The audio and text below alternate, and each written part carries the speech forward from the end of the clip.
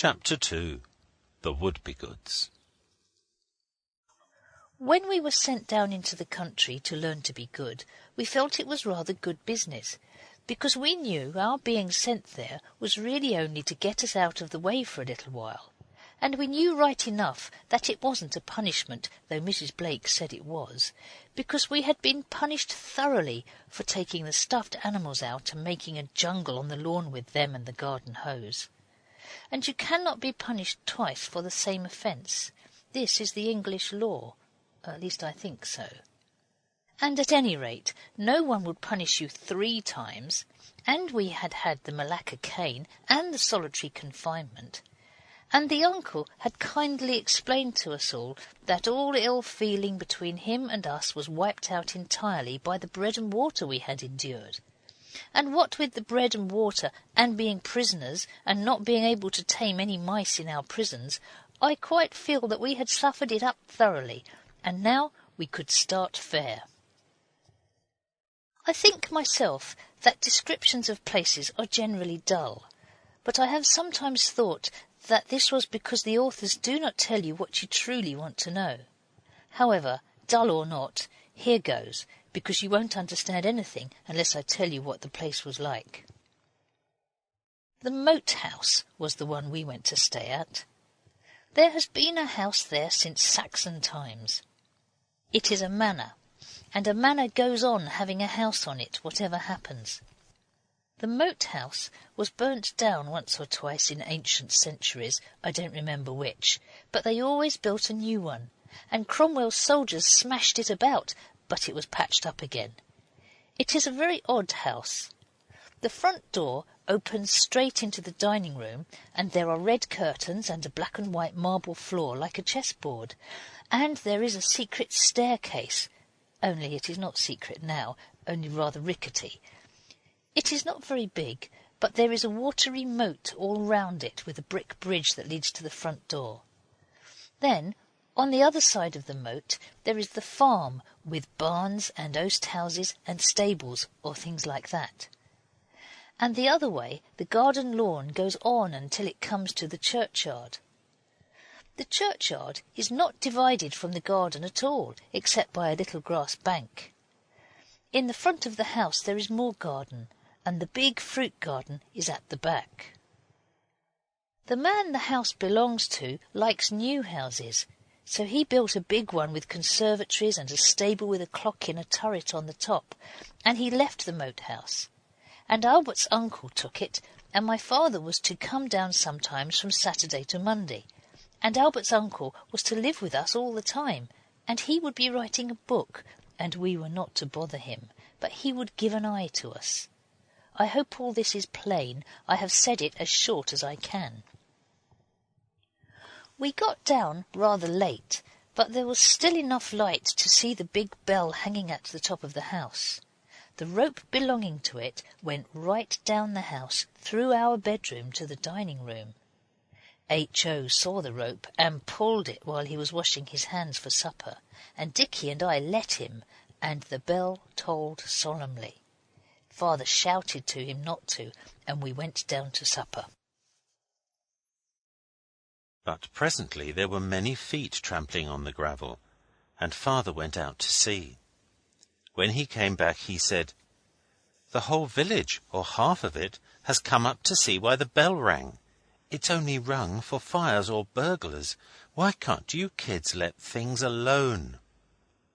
Albert's uncle said, "Bed follows supper as the fruit follows the flower. They'll do no more mischief tonight, sir. Tomorrow I will point out a few of the things to be avoided in this bucolic retreat."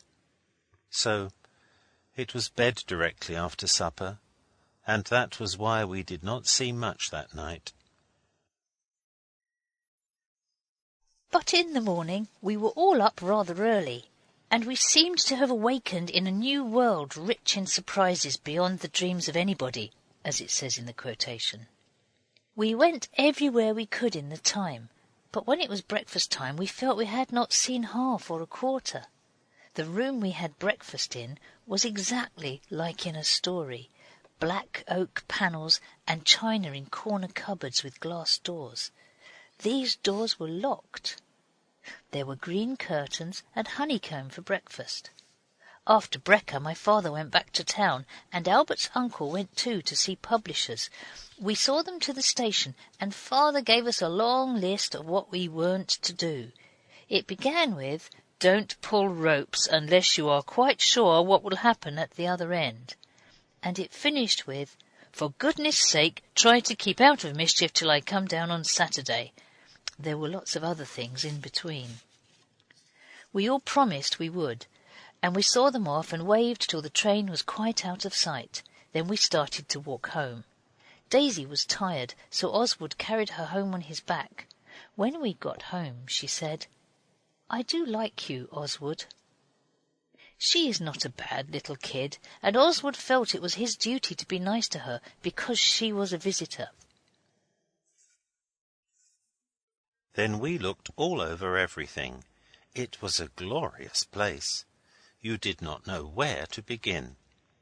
We were all a little tired before we found the hayloft, but we pulled ourselves together to make a fort with the trusses of hay, great square things, and we were having a jolly good time, all of us, when suddenly a trap door opened and a head bopped up with a straw in its mouth.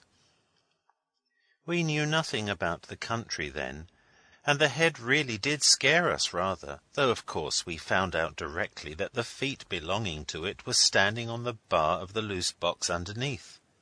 The head said, "Don't you let the governor catch you a-spoiling of that there hay, and that's all." And it spoke thickly because of the straw. It is strange to think how ignorant you were in the past. We can hardly believe it now. We really did not know that it spoiled hay to mess about with it. Horses don't like to eat it afterwards. Always remember this. When the head had explained a little more, it went away, and we turned the handle of the chaff-cutting machine, and nobody got hurt, though the head had said we should cut our fingers off if we touched it. And then we sat down on the floor, which is dirty with the nice clean dirt that is more than half chopped hay, and those there was room for hung their legs down out of the top door, and we looked down at the farmyard, which is very slushy when you get down into it, but most interesting. Then Alice said, "Now we're all here, and the boys are tired enough to sit still for a minute, I want to have a council." We said, "What about?" And she said, "I'll tell you. H.O., don't wriggle so. Sit on my frock if the straw tickles your legs." You see, he wears socks, and so he can never be quite as comfortable as anyone else. "Promise not to laugh," Alice said, getting very red and looking at Dora, who got red too. We did, and then she said, "Dora and I have talked this over, and Daisy too, and we have written it down because it is easier than saying it. Shall I read it, or will you, Dora?" Dora said it didn't matter. Alice might. So Alice read it, and though she gabbled a bit, we all heard it. I copied it afterwards. This is what she read. New Society for Being Good in. I, Dora Bastable, and Alice Bastable, my sister, being of sound mind and body, when we were shut up with bread and water on that jungle day, we thought a great deal about our naughty sins, and we made our minds up to be good for ever after. And we talked to Daisy about it, and she had an idea. So we want to start a society for being good in. It's Daisy's idea, but we think so too. You know, Dora interrupted, when people want to do good things, they always make a society. There are thousands. There's the Missionary Society. Yes, said Alice, and the Society for the Prevention of Something or Other, and the Young Men's Mutual Improvement Society, and the SPG. What's the SPG? Oswald asked. Society for the Propagation of the Jews, of course, said Noel, who cannot always spell. No, it isn't, but do let me go on. Alice did go on. We promise to get up a society with a chairman and a treasurer and secretary and keep a journal book saying what we've done. If that doesn't make us good, it won't be my fault. The aim of the society is nobleness and goodness, and great and unselfish deeds. We wish not to be such a nuisance to grown-up people and to perform prodigies of real goodness. We wish to spread our wings. Here Alice read very fast. She told me afterwards Daisy had helped her with that part, and she thought when she came to the wings they sounded rather silly. To spread our wings and rise above the kind of interesting things that you ought not to do, but to do kindness to all, however low and mean. Denny was listening carefully. Now he nodded 3 or 4 times. "Little words of kindness," he said. "Little deeds of love. Make this earth an eagle, like the one above." This did not sound right, but we let it pass because an eagle does have wings, and we wanted to hear the rest of what the girls had written. But there was no rest. "That's all," said Alice, and Daisy said, "Don't you think it's a good idea?" "That depends," Oswald answered. "Who is president, and what you mean by being good?" Oswald did not care very much for the idea himself, because being good is not the sort of thing he thinks it is proper to talk about, especially before strangers. But the girls and Denny seemed to like it, so Oswald did not say exactly what he thought, especially as it was Daisy's idea. This was true politeness. "I think it would be nice," Noel said, "if we made it a sort of play. Let's do the Pilgrim's Progress." We talked about that for some time, but it did not come to anything because we all wanted to be Mr. Greatheart, except H.O., who wanted to be the lions. And you could not have lions in a society for goodness. Dicky said he did not wish to play if it meant reading books about children who die. He really felt just as Oswald did about it, he told me afterwards. But the girls were looking as if they were in Sunday school, and we did not wish to be unkind. At last Oswald said, "Well, let's draw up the rules of the society and choose the president and settle the name." Dora said Oswald should be president, and he modestly consented. She was secretary, and Denny treasurer, if we ever had any money. Making the rules took us all the afternoon. They were these. Rules. Number 1. Every member is to be as good as possible. Number 2. There is to be no more jaw than necessary about being good. Oswald and Dicky put that rule in. Number 3. No day must pass without our doing some kind action to a suffering fellow creature. Number 4. We are to meet every day or as often as we like. Number 5. We are to do good to people we don't like as often as we can. Number 6. No one is to leave the society without the consent of all the rest of us. Number 7. The society is to be kept a profound secret from all the world except us. Number 8. The name of our society is... And when we got as far as that, we all began to talk at once. Dora wanted it called the Society for Humane Improvement. Denny said the Society for Reformed Outcast Children. But Dicky said, no, we really were not as bad as all that. Then H.O. said, call it the Good Society. Or the Society for Being Good In, said Daisy. Or the Society of Goods, said Noel. That's priggish, said Oswald. Besides, we don't know whether we shall be so very. You see, Alice explained, we only said if we could we would be good.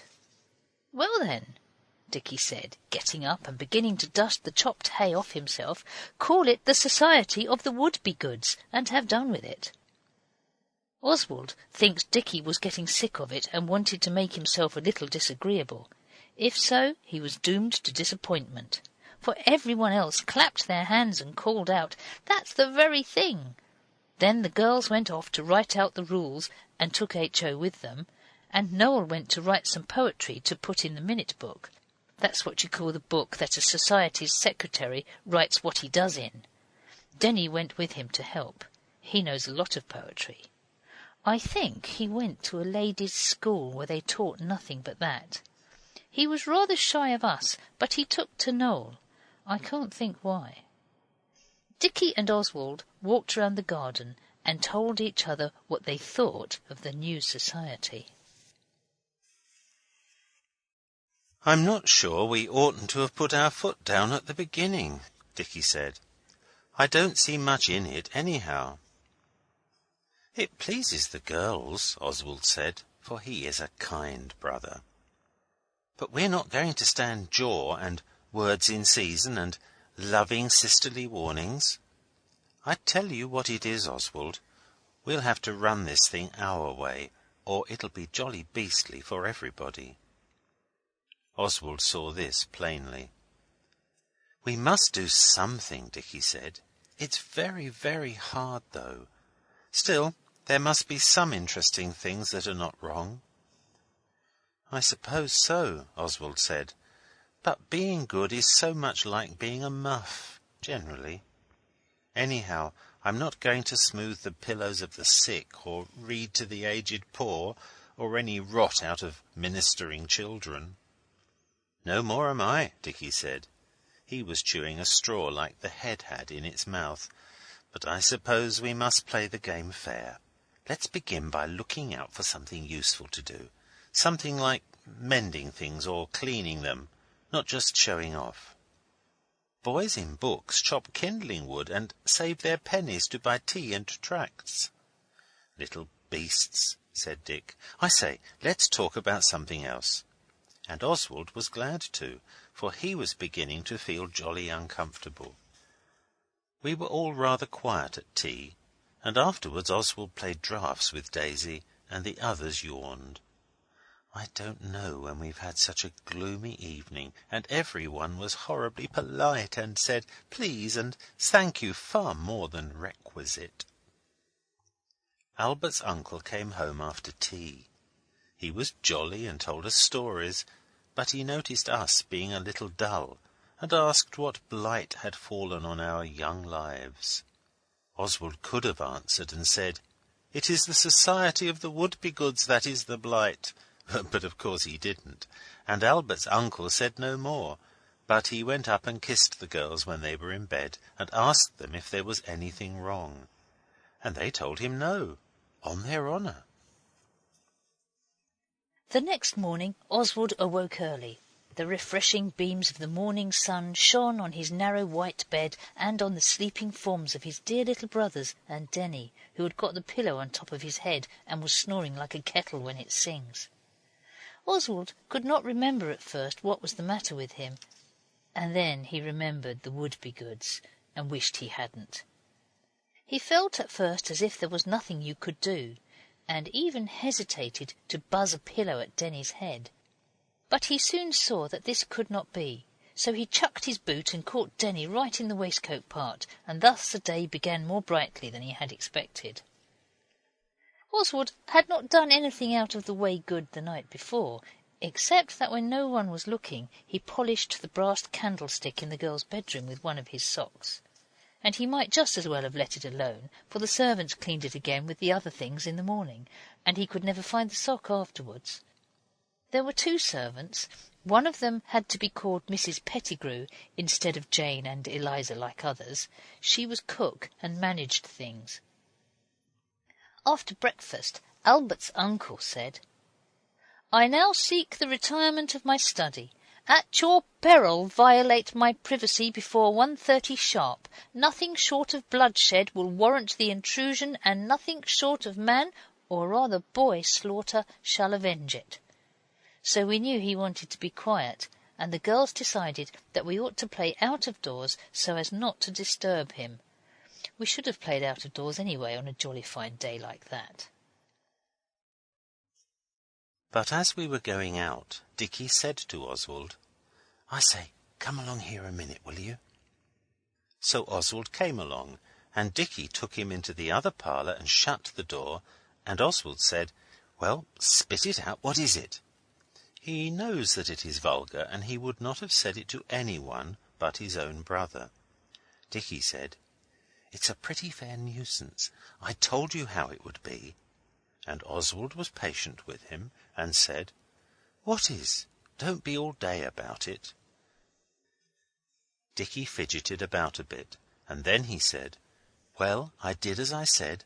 I looked about for something useful to do. And you know that dairy window that wouldn't open, only a little bit like that? Well, I mended the catch with wire and whipcord, and it opened wide." "And I suppose they didn't want it mended," said Oswald. He knew but too well that grown-up people sometimes like to keep things far different from what we would, and you catch it if you try to do otherwise. "I shouldn't have minded that," Dicky said, "because I could easily have taken it off again if they'd only said so. But the sillies went and propped up a milk pan against the window. They never took the trouble to notice I had mended it. So the wretched thing pushed the window open all by itself directly they propped it up, and it tumbled through into the moat, and they are most awfully waxy. All the men are out in the fields, and they haven't any spare milk pans. If I were a farmer, I must say I wouldn't stick at an extra milk pan or two. Accidents must happen sometimes. I call it mean." Dicky spoke in savage tones, but Oswald was not so unhappy, first because it wasn't his fault, and next because he is a far-seeing boy. "Never mind," he said kindly. "Keep your tail up. We'll get the beastly milk pan out all right. Come on." He rushed hastily to the garden and gave a low signifying whistle, which the others know well enough to mean something extra being up. And when they were all gathered round him, he spoke. "Fellow countrymen," he said, "we are going to have a rousing good time."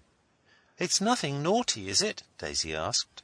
"Like the last time you had that was rousingly good?" Alice said, "Shh!" and Oswald pretended not to hear. "A precious treasure," he said, "has inadvertently been laid low in the moat by one of us." "The rotten thing tumbled in by itself," Dicky said. Oswald waved his hand and said, "Anyhow, it's there. It is our duty to restore it to its sorrowing owners. I say, look here, we're going to drag the moat." Everyone brightened up at this.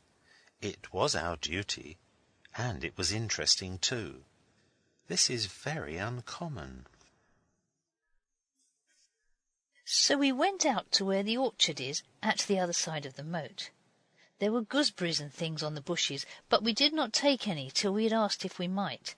Alice went and asked. Mrs. Pettigrew said, "Law, I suppose so. You'd eat 'em anyhow, leave or no leave." She little knows the honourable nature of the house of Bastable, but she has much to learn.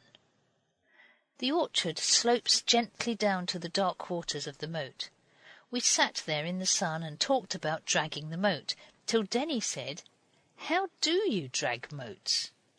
And we were speechless, because though we had read many times about a moat being dragged for missing heirs and lost wills, we really had never thought about exactly how it was done.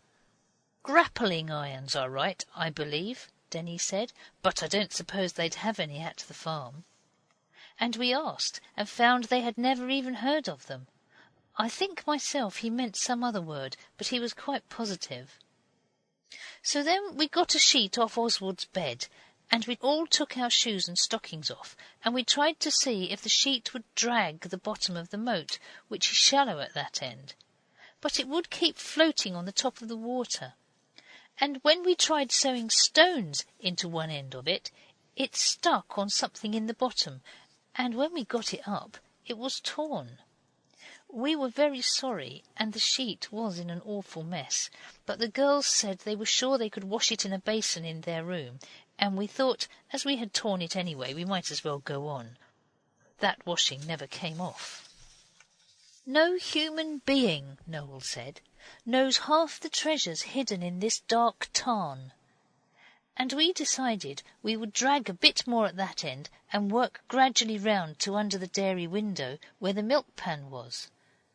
We could not see that part very well because of the bushes that grow between the cracks of the stones where the house goes down into the moat.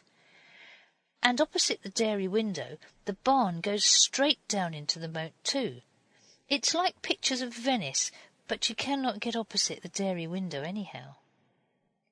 We got the sheet down again when we had tied the torn parts together in a bunch with a string, and Oswald was just saying, "Now then, my hearties, pull together, pull with a will, 1, 2, 3, when suddenly Dora dropped her bit of the sheet with a piercing shriek and cried out, "Oh, it's all wormy at the bottom. I felt them wriggle." And she was out of the water almost before the words were out of her mouth. The other girls all scuttled out too, and they let the sheet go in such a hurry that we had no time to steady ourselves, and one of us went right in, and the rest got wet up to our waistbands. The one who went right in was only H.O., but Dora made an awful fuss and said it was our fault. We told her what we thought, and it ended in the girls going in with H.O. to change his things. We had some more gooseberries while they were gone. Dora was in an awful wax when she went away, but she is not of a sullen disposition, although sometimes hasty, and when they all came back we saw that it was all right, so we said, "What shall we do now?" Alice said, "I don't think we need drag any more. It's wormy. I felt it when Dora did. And besides, the milk pan is sticking a bit of itself out of the water. I saw it through the dairy window." "Couldn't we get it up with fish hooks?" Noel said. But Alice explained that the dairy was now locked up and the key taken out. So then Oswald said, "Look here, we'll make a raft. We should have to do it sometime, and we might as well do it now. I saw an old door in that corner stable that they don't use. You know, the one where they chop the wood." We got the door. We had never made a raft, any of us, but the way to make rafts is better described in books, so we knew what to do. We found some nice little tubs stuck up on the fence of the farm garden, and nobody seemed to want them for anything just then, so we took them. Denny had a box of tools someone had given him for his last birthday. They were rather rotten little things, but the gimlet worked all right, so we managed to make holes in the edges of the tubs and fasten them with string under the 4 corners of the old door. This took us a long time. Albert's uncle asked us at dinner what we had been playing at, and we said it was a secret and it was nothing wrong. You see, we wished to atone for Dicky's mistake before anything more was said. The house has no windows in the side that faces the orchard. The rays of the afternoon sun were beaming along the orchard grass when at last we launched the raft. She floated out beyond reach with the last shove of the launching, but Oswald waded out and towed her back. He is not afraid of worms. Yet if he had known of the other things that were in the bottom of the moat, he would have kept his boots on. So would the others, especially Dora, as you will see. At last the gallant craft rode upon the waves. We manned her, though not up to our full strength, because if more than 4 got on, the water came up too near our knees, and we feared that she might founder if overmanned. Daisy and Denny did not want to go on the raft, white mice that they were, so that was all right. And as H.O. had been wet through once, he was not very keen.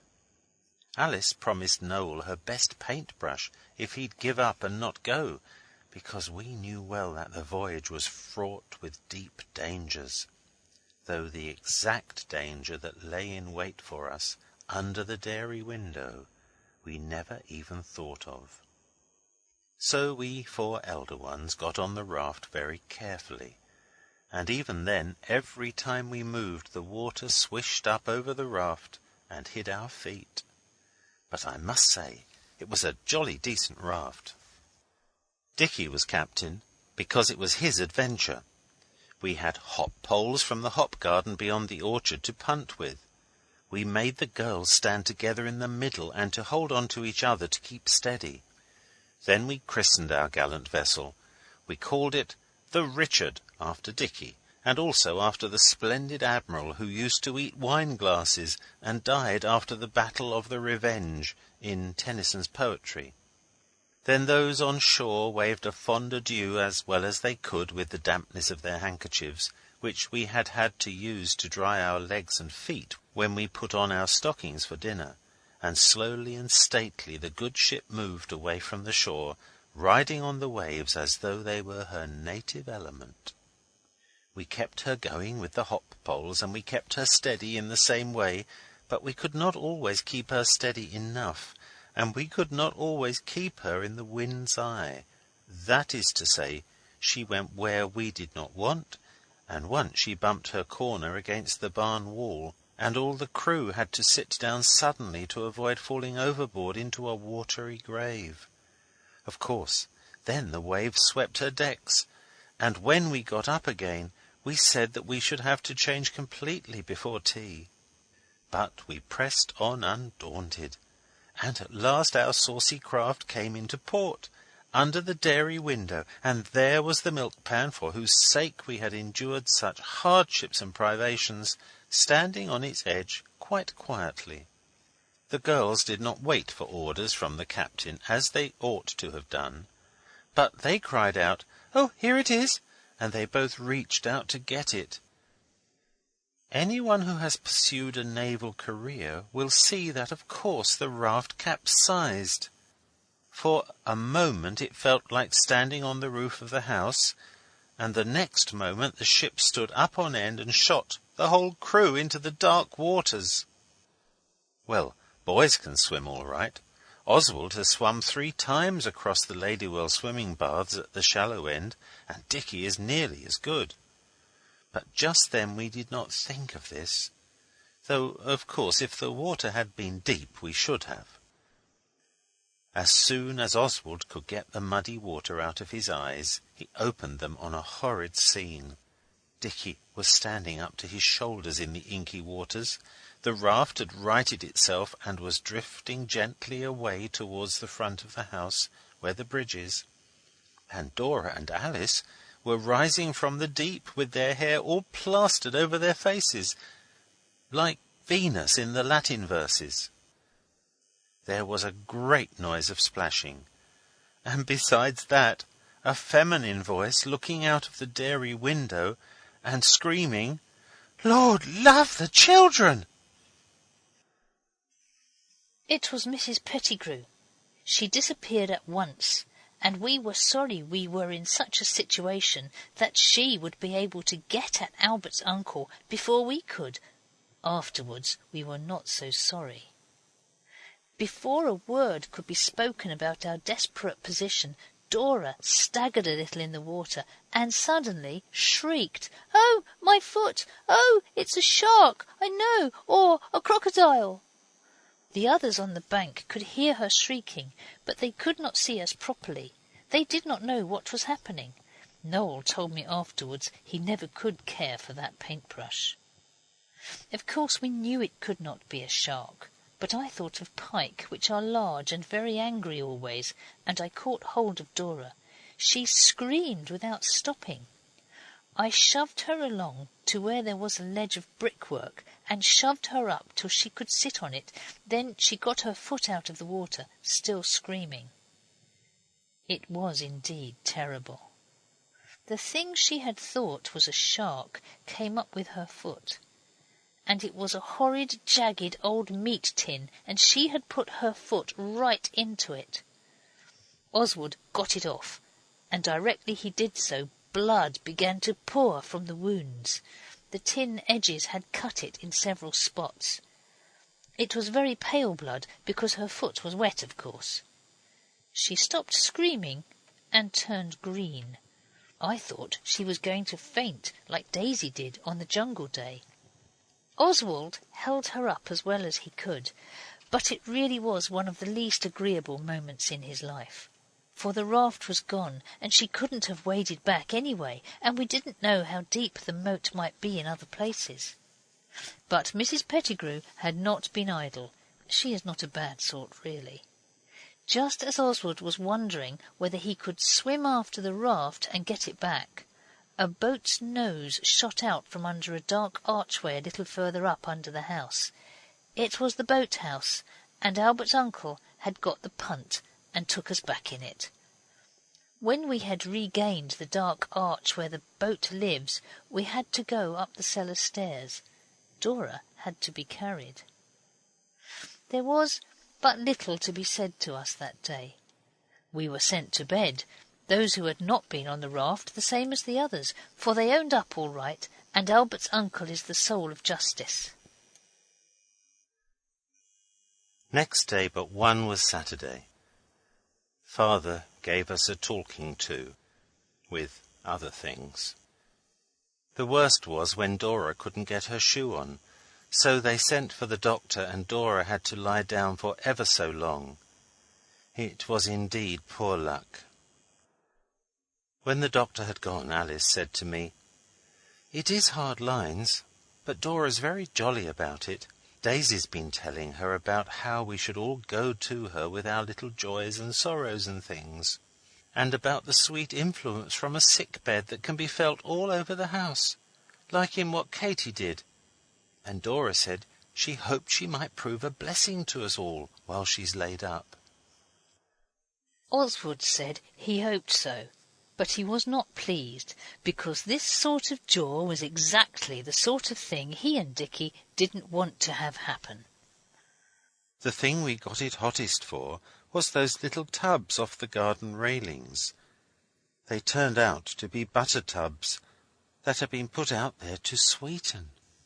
But, as Denny said, after the mud in that moat, not all the perfumes of somewhere or other could make them fit to use for butter again. I own this was rather a bad business, yet we did not do it to please ourselves, but because it was our duty. But that made no difference to our punishment when Father came down. I have known this mistake occur before. End of chapter 2. Read by Hazel and Alan Chant of Tunbridge in Kent.